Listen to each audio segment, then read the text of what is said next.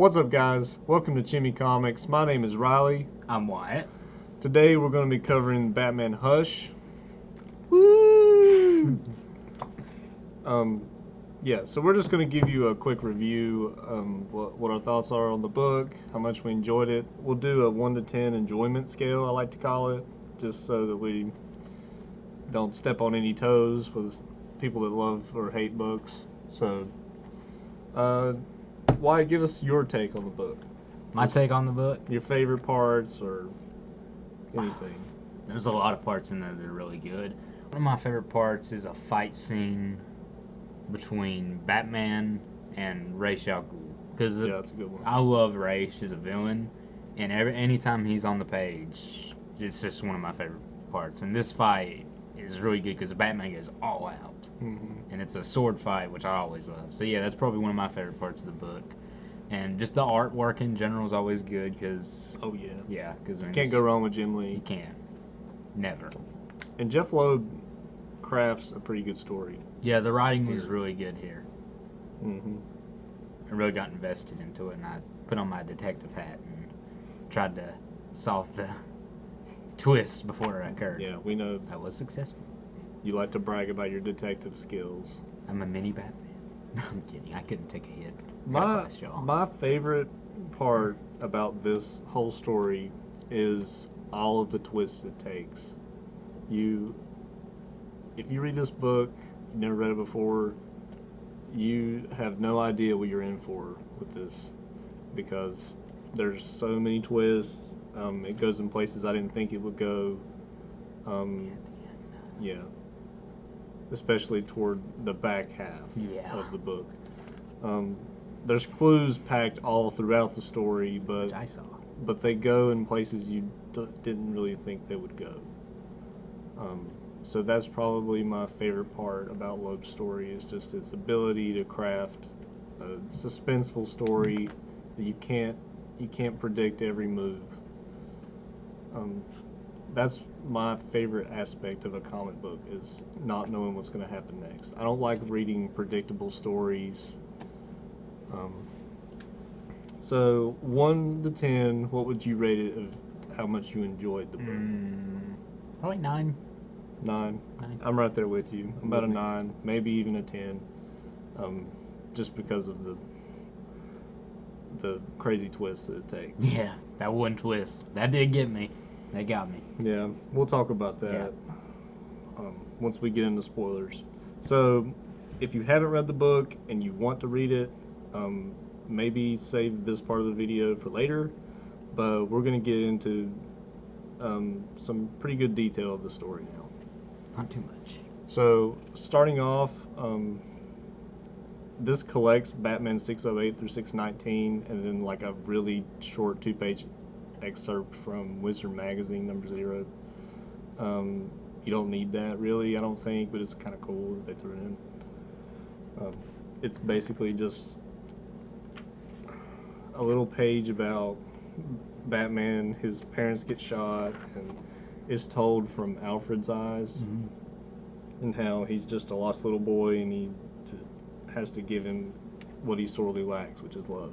And we already know that, if you know anything about Alfred and Batman. But I mean, it was a cool thing to throw in, but it's not necessary at all to the story. What I think the reason they threw it in is for this is recommended for people that don't usually read comics or Batman. Yeah, just like a... Like if it's you like an need intro to the series. if you need an intro to Batman or just comic books, then that's a good thing to throw in. So we kick it off with Batman. He's in the chase against these like CIA agents, and this kid, the son of Lamont Chemical executive, and they're like major funders of Lex Luthor's campaign. Well, he owns their company. Yeah, they were acquired by LexCorp. Yeah. And so these people have kidnapped the executive's son, trying to sell him back for ransom money. And Batman's on the case, of course, and then Killer Croc shows up, and he's all mutated and turning into like more of a crocodile than he's ever been. And it's weird because that's not his usual MO. Like, he's not smart enough to pick this type of target for ransom. Right. And since he's becoming more animal-like, he's definitely not smart enough. Like, his brain's Right. starting to go. It just seemed like this was too intricate and crafted for Killer Croc. He's the guy that like robs a bank or like robs some drug dealers or something like that. Yeah, like, just, you know, normal villain stuff. But anyway, Croc takes the ransom money and is trying to get out of there, and then Catwoman swoops in and takes it from him. And it then, happens while Batman is fighting Croc, doesn't it? Like, it's not highlighted. Like, we're more focused on the fight, but you can just see like a whip come and snag the thing, and it's off.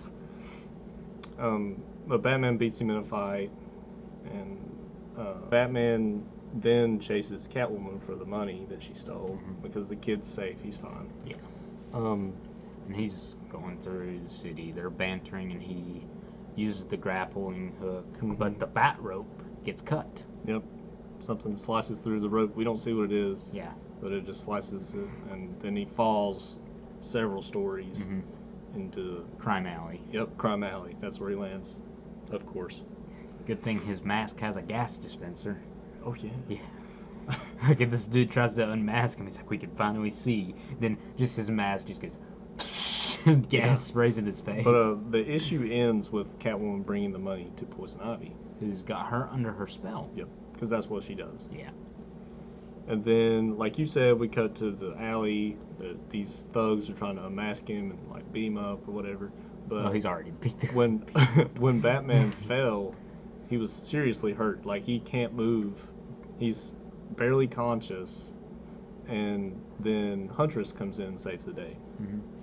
Beats up the thugs, puts him back in the Batmobile, and then he goes back to the Batcave. Alfred tries to work on him, but he can't really do anything because of how serious the injury is. It's just beyond his skill. Yeah, it's not your typical brawl injury. It's a brain injury. You need a brain surgeon. Yep. And he's talking to Oracle about it, like, he can't do anything, we need to find a surgeon. And they're like, well, what are we going to do? Like, what's a surgeon we can trust? And what's the story we're going to go with this? And Bruce is just conscious enough to do Morse code with his fingers. And he taps out Tommy. And at first Alfred's like, oh, he's thinking of his dead father. Thomas, yeah. Yeah, the surgeon. But it's actually meaning another... Elliot. Yeah, Tommy Elliot. Which we've never heard of. Yeah, he's a new character. That's a new character for the story. He's a famous brain surgeon from Philly. Yep. So yeah, then we cut to Tommy saves Bruce. Turns out that he fractured his skull, and then a piece of the bone was poking into the brain. Which is never good. No, it's definitely not good. But yeah, he fixes him up, patches him up, does a great job because he's good at what he does. And that's pretty much it with that. Yeah. It pretty much just cuts back to Batman being well again and back into action. Doing his thing. So if you remember, we just captured Croc. Batman interrogates him. I don't remember where they were. I think they were holding him in Arkham. Yeah, they were holding him in Arkham, and he lets him escape. Batman does. Yeah, so he can follow him. Yeah, and so he follows him, and just before he's about to, like, find out something big about it, because he's fighting Croc right now, along with Catwoman, I believe, because that's who met them. And before Croc gets wetted out, these helicopters show up and just snatch him up on the dot from Waller's force. And right before that, when he's chasing Croc, he gets in the Batmobile, and you see the sniper shot hit his front tire. Oh, yeah. Back tire. I don't remember. But the crazy thing is that his tires are super tough Kevlar. Yeah, so how'd that happen? It's basically impossible that could happen. So, it's like a specialty sniper. So he's like, I don't know who did that, but they really don't want me on Croc's trail. So he crashes. He's okay though. This time he doesn't get any brain damage. But they get to Ivy's place. Selena's there too, and she's like, "Hey, Croc, Ivy is controlling our minds. You know, we didn't actually choose to do this. To give her the money. I mean, and then, like you said, they fight and they capture him again. And then we get that iconic kiss between Batman and Catwoman. It's on the back cover, isn't it? Oh yeah, it is. But you're still gonna look through it. Yes, I am. It's right here. Somewhere. Right there. Voila. That's it. Yep. Alright. At that point... Oh, also in an aside, we saw this page where Ivy delivered the money to this strange guy. Yeah. We don't even see him, we just see his hand reaching for the case. So that tells you that she's working for somebody. So Bruce and Selena go to Metropolis. She still doesn't know that he's Batman. Yeah. But they go to Metropolis to, find Ivy. And then when they get there, they team up with Superman. They have a fight with Ivy, and then Ivy takes control of Superman, which is very scary. Yeah. You don't want that to happen. But Batman's going through all these contingencies, like this kryptonite ring in his belt. There's a sewer system that he blows up. It's lead lined, that's why he got to it, so he couldn't find him. But he still did, because Superman. He's super. But they end up beating him by Catwoman kidnapping Lois. She gets Lois and then drops her off a building. Because he knew that the Boy Scouts would go for her no matter what, no matter what. And he did. He caught her. Yeah, he did. And I think that snapped him out of it. Mm-hmm. Of course. Ever the Boy Scout. So, also in this same issue, we get a flashback between Tommy and Bruce. There's a lot of these throughout the story. I'm just giving you a backstory between them and their childhood, and it takes place back when Bruce still had his parents, and we get to see Golden Age Green Lantern. Thought that was pretty cool. Yeah. Alan Scott. Alan Scott. Fighting Icicle. So after they beat the mind control, they go. Ivy got away. Yeah, but they use crypto to track her down. They're like, there's no way we can track her in time. And they're like, well, there is somebody who can. And they get crypto. Super dog. That's pretty cool. Yeah. So they find her and capture her, all that, But then Bruce and Selena meet Tommy and Leslie Tompkins. Bruce is like, she's another doctor. Therapist. Yeah, she's a doctor. She did stuff with the orphans. Yeah, and she that's has how an he orphanage. that's how he knows her. Because he won. And I think she was his therapist. Yeah. But they go to the opera, but Harley Quinn decides to crash the party, of course, and tries to rob all of the elites. And they get they have a big fight, and Tommy has this necklace that his mother gave him. It's like a focal point in the story. Yeah, like there was it's a big deal. There was a flashback where Bruce took it just joking around, and Tommy beat the living crap out of him. Yeah, he did. When they were kids. But Harley takes it, and he gives her a death threat, and jumps over the banister after her. I think he cut a line or something. She fell. Yeah, but she just flipped back onto the stage. Yeah, she's super gymnastics. Yeah, that's a good thing. So that happens, and then Catwoman and Harley are getting into it, but Catwoman gets put in danger. Instead of going after Harley, Batman saves Catwoman. She tells him not to do that again. Yeah. Never do that again. She's like, I'll claw your eyes out. Yeah. It's like, okay.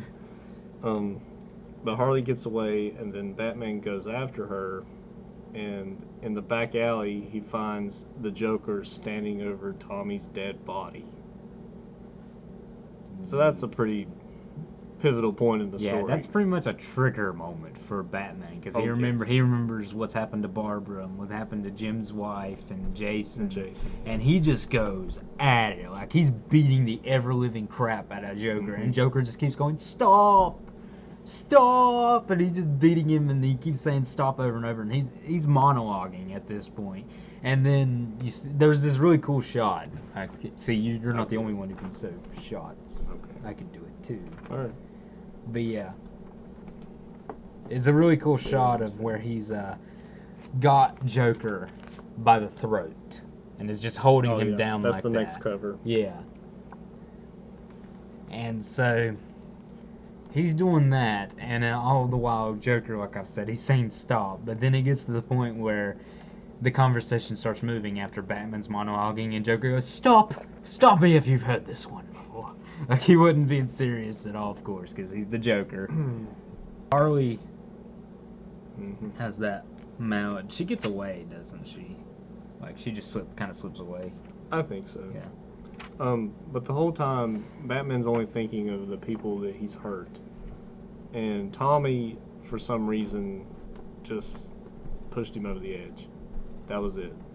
And especially with the whole thing with Catwoman, he's still confused. He doesn't know what to do with his feelings. The one thing he does know is he doesn't want her to be next. Right. So he decides right then and there he's going to end the Joker tonight. And he actually fights Catwoman. She's like trying to get him off of him, and he fights her and like because she got wounded before by Harley. He ties her up and grapples her away.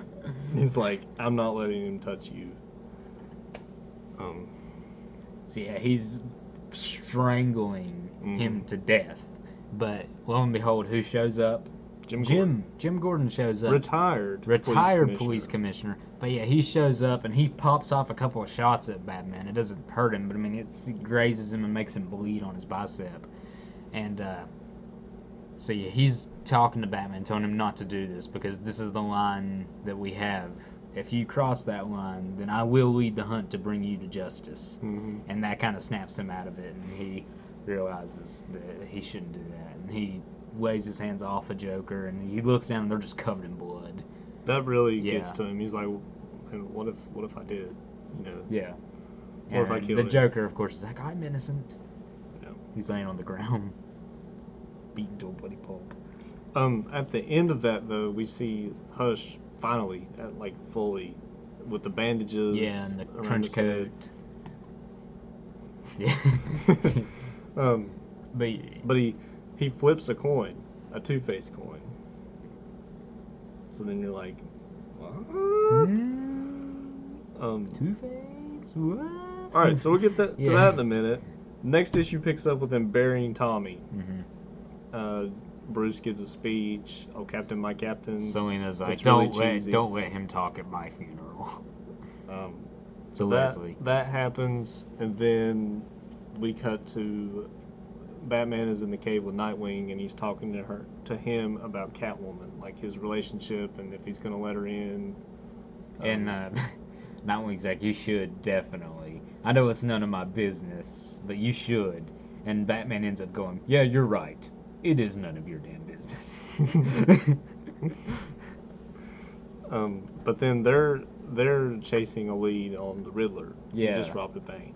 Or he's going to rob a money truck. Yeah, the riddle is what cost $11 million is made of solid gold and flies. Yeah, so he says that, and they ram into the truck, beat up his thugs, and he tries to run away, but Batman, of course, captures him. And the one thing he's noticing about this whole ordeal is how, compared to everything else that's happened, this one is unremarkable. It's just standard Riddler. See right there? Flies. I don't think he meant to say that, though. He told but that wasn't actually He did. It's written in. He meant to. That's the riddle. But yeah. So Batman's like, compared to everything else, this is unremarkable. Like, it's pretty standard for the Riddler. He's stealing cash. Yeah, because like all the other characters are like acting out of turn and out of character, and this one is just the Riddler trying to steal some money. Yeah. It's really just bland. But when he does open up the money truck, he finds some Lazarus Pit residue because he's got those cool shades. Yeah. That analyze things. So he finds that, and then it cuts to Batman telling Selina his secret identity, which is a big deal. And yeah, while he's doing that, we see the Joker, who's in Arkham, and he's meeting someone. And at first, you think it's Hush because he's got bandages all over his face and he's wearing the same trench coat.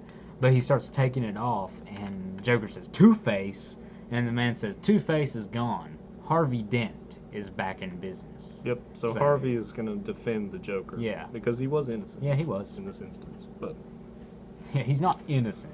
But he was innocent here. So, earlier in the story, Batman paid Talia al Ghul a visit. And she, at this point, is head of LexCorp because Lex Luthor is the president of the United States, if you can believe that or not. Yeah. Well, modern day. Well, I mean, anything's possible, apparently. Yeah. But, so, to lure out Ra's al Ghul, because he found this Lazarus Pit stuff, he needs to talk to Ra's. Or he could be behind it, we don't know. Yeah, so he kidnaps Talia. And leaves her in the care of Catwoman.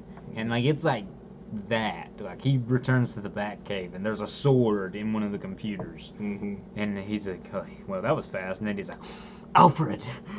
So he remembered Alfred. He remembered Alfred's there. So he's running back through the house. He's like, Alfred! And he's like, sir, what's the matter? Oh, hello. Nothing's the matter. Carry on. I'm really surprised that he didn't think of that. Yeah, because he usually thinks of Ra's would have taken out Alfred or kidnapped him or something. Like in exchange for I'm Talia. surprised he didn't. But, so Ra's leaves him a sword, and this particular sword is the same as one before when he paid him a visit, and then they fought in North Africa. So the point is, he knows exactly where to go because it's the same sword. So that's where they meet. They have a duel, and then Batman stabs it. Yeah, like he fights harder than usual because of the sense of urgency in this case. He just completely runs him through with the sword that he's given. But he's like, I know it's not going to kill you. You're just going to slink back to Lazarus. Yeah. So, I mean, I don't really have to hold back now. All his little Goonies pop up with guns. With guns. And he's like, hold them back. You need to get to a Lazarus Pit. And he's like, well played, detective.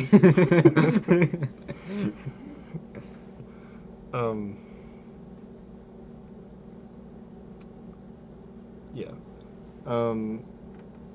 So the whole point of this is to make Ra's tell him who used the pit if he knows. I don't think he even knew. Yeah, he didn't know. He didn't know who it was. He just said something mysterious like, who do you think would want to come back from the dead?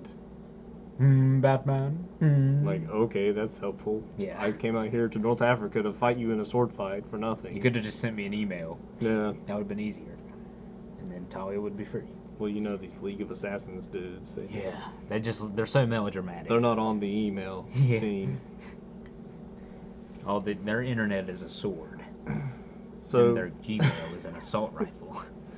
we get back to Gotham, and they're having this fight with Scarecrow.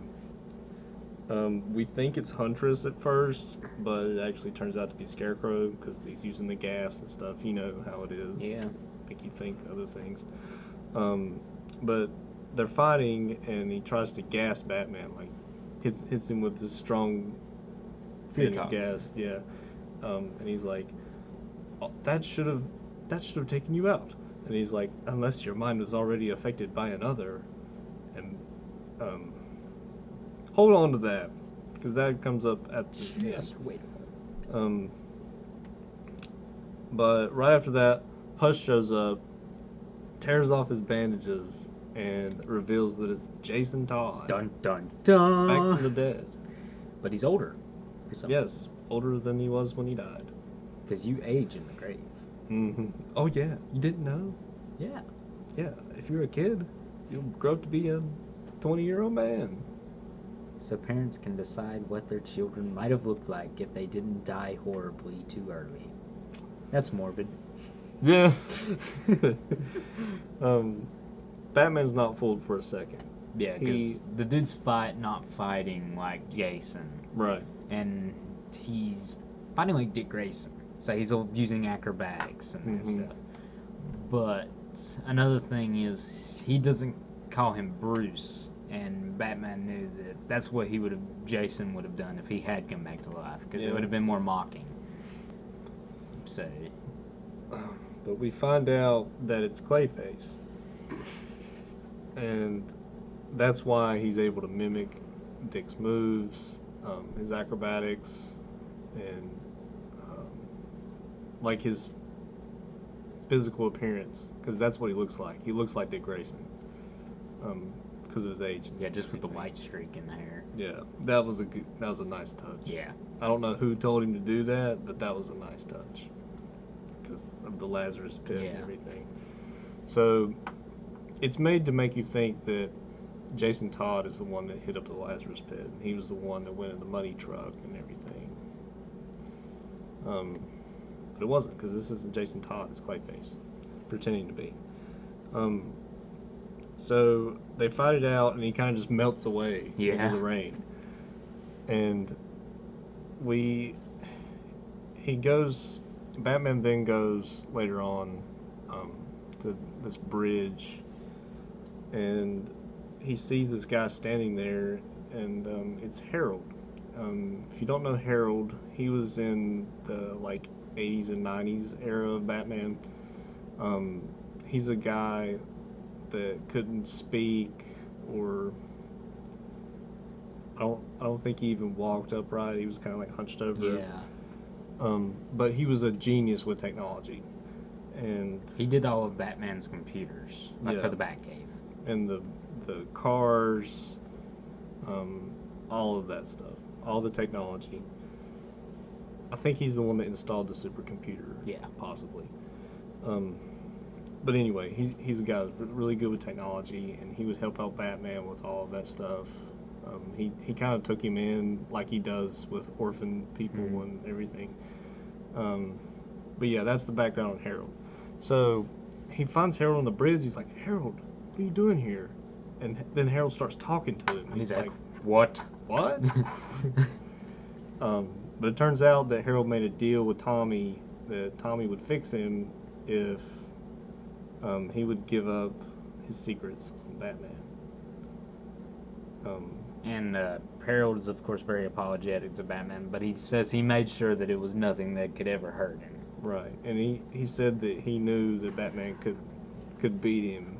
Yeah, like he was like, I knew you'd win, like always. Yeah, yeah. And then it was really sad. Yeah, it was, and then he gets double tapped. Yeah, Hush immediately kills him. Yeah, just bang bang, like a bullet goes through his forehead and shoulder. It was really sad for me because I've read some stuff about Harold, but you were probably just like, oh, that sucks. Yeah, I was like, whoa. Well, I guess Harold's dead. But I remember reading that for the first time, and I was like, Harold's back. Oh, oh, Harold's back. Harold's dead. But yeah, so that happens, and then Hush and Batman have this fight, just kind of slugging it out. Yeah. And then he's like, oh, and he says something like, you didn't have to wait. Didn't he say stick a needle, Bruce? Yeah, something like that. And then Tommy's secret. Because when they would promise something, they would say, stick a needle in my eye when they were kids. So that's why he said that. Yeah, and then we find out Tommy's secret. Like, he goes and says, you were so lucky to have your parents die when they did. Yeah. You got all that inheritance. I engineered my parents' death. I insisted the chauffeur stay home that night, but your father had to save the life of my mother. So yeah, he had to wait to get his inheritance, and he was none too happy about it. Yeah, so dude tries to kill both the parents. Didn't he cut a brake line? Yeah, he cut their brake line, insisted their chauffeur stay home, and they drive themselves. I wanted to kill them both. Only the dad died because Thomas couldn't save him. Yeah, but Thomas is an excellent surgeon, so he saves the mom. Yep. The mom lived for quite a while. Yeah, and when that happened in the flashback, he's super angry about it, like Thomas is. But not because his dad died, but because his mom survived. Mm-hmm. But the fight ends with the new Harvey Dent with the whole face coming in. And with Jim Gordon. Apparently he had made an agreement with Hush. I don't know if he'd play a part in it somehow. But he double crosses him and shoots him, and he falls off the bridge. He does that, and Jim's just like, give me the gun. Yeah. And he's like, you can have it, it's yours anyway. Yeah. What? But yeah. So Tommy falls off the bridge, but we don't know what happened to him, of course. You can't find him. Yeah. So we'll see you next time. I think his next one will be in Heart of Hush. I think that's the next story. It has his name in it, so I'd expect it to. But he gets away, and then we cut to Arkham Asylum where they're holding the Riddler.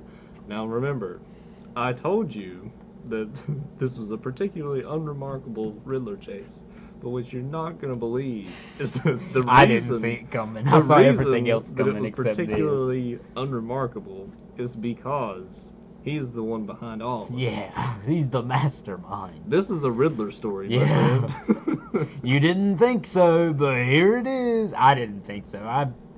I called everything else. Honestly, when I read this for this video, this is my second time reading it, and I kind of forgot about it. Yeah. And I got to this page, and I was like, oh. Oh, yeah, that did happen. Yeah, it was completely. I was like, why is the Riddler here? And I'm reading the conversation. I was like, what? Yeah, but sorry. Turns out the Riddler made a deal with all of them to play a part in this whole big story. And to get a Batman. Yeah, doesn't Batman say, but you forgot about one thing, Riddler? It's not a riddle anymore. Oh yeah. If other people know about it, it's not a riddle. Yeah. And so the Riddler's just left sitting there, and he's like, "Oh no." Yeah, and he starts going on. He says something that triggers Batman again, and Batman punches him. And the cop comes in, like the Arkham guard comes in. He's like, "Did something happen?" And he's like, "Oh, he fell. Oh, you need some help." He goes, "But question, what is Batman's greatest defeat?" And he goes, "Answer, the death of Robin. Didn't like having your nose rubbed in it, did you?" He said, "His grave is empty. Where's Jason's body now?" And Riddler goes, "That is a riddle, isn't it?" And he punches him. Yeah. The guards come in. He fell. Yeah, he's just like, the guards say, "Oh, do you need some help?" Like, yeah, we'll do a prison beatdown with you. I can tell my grandkids about that time I beat a defenseless man with Batman. Oh, little Tommy. It was the greatest moment of my life. We beat the Riddler to a bloody pulp in that cell. Good gosh. So, the book ends with the last couple pages being between Bruce and Selina. And they're having this heart-to-heart about their relationship. And Bruce is still confused. She says something that really triggers him. And he's talking about something, and she goes, "Hush." Yeah, and it reminds me of that scene in Batman v Superman where it's, Why would you say why did you say that name? He's like, why did you say that? Why did you say that? I hate that. It's the worst scene. It's his mother's name. Oh, I guess we're best friends now. Want to go get some coffee? Now I'm going to go save your mother. That was a great scene, though, when he saved his mother. That was like Batman Arkham video game cool. On the screen. It was cool. But they're talking, and you remember that part about Scarecrow when he's like, "Well, that should have done something, unless you've been affected by another." I never knew that. Like, if the fear talk only works if you're not in love with someone, isn't a lot of the population immune? No. No. Batman is thinking that his mind has been affected by somebody, like Poison Ivy or somebody, throughout this whole thing, and that's the reason that he's attracted to Catwoman now. That's why at the end they break up. What? That's what they're talking about. That's the only reason he was attracted to Catwoman? No, it could be. We don't know. But it's left open. I didn't get that, folks. Oh. But Catwoman walks away and she's like, maybe someday you'll come to trust that that's who we are and that's why this works. And Batman's like, yeah, someday. Yeah, and he's someday. just standing there over, I think that's Jason's grave. Yeah. And then there's that awesome cover art of him standing on the gargoyle. Oh, yeah. I'll get that for you. It was right there, like on that page. Sorry. There. Yeah, this is like probably one of the most famous Batman pictures. Mm-hmm. By Jim Lee, of course. Of course. Well, yeah. That's pretty much it. That's Hush. That's the quick rundown. There's a few details in here that we didn't cover, but Yeah, we didn't want to waste all your time. just wanted to cover some Yeah. main points. But yeah, the Riddler. This is a good Riddler story. Yeah, great Riddler story. Honestly, I think you can read this story without those couple pages Yeah. of the Riddler. It would still be good. Yeah, I really honestly. Like it felt like it was just tacked on. Like That's it didn't need to like be he was there. like, I've left. How can I rope the Riddler into this? He's like, no, I've left enough clues that the best detectives can discover it. But what if I just threw in a complete curveball with no evidence whatsoever? Now that's what I call a twist. Give me M. Night Shyamalan. Yeah. But that's pretty much it. I hope you guys enjoyed. Leave a like. A comment. Yeah, comment down below. And maybe if you're feeling generous, subscribe. Yeah, because we like to do this a lot. Yeah. I also do unboxings on the channel. I'm going to be comic doing book some hauls. soon, but Yeah, not on comics. He'll be in that too. Yeah.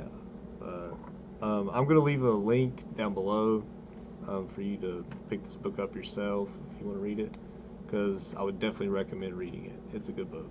It's pretty good. But yeah, so that's it. Have a good one, guys. See you guys.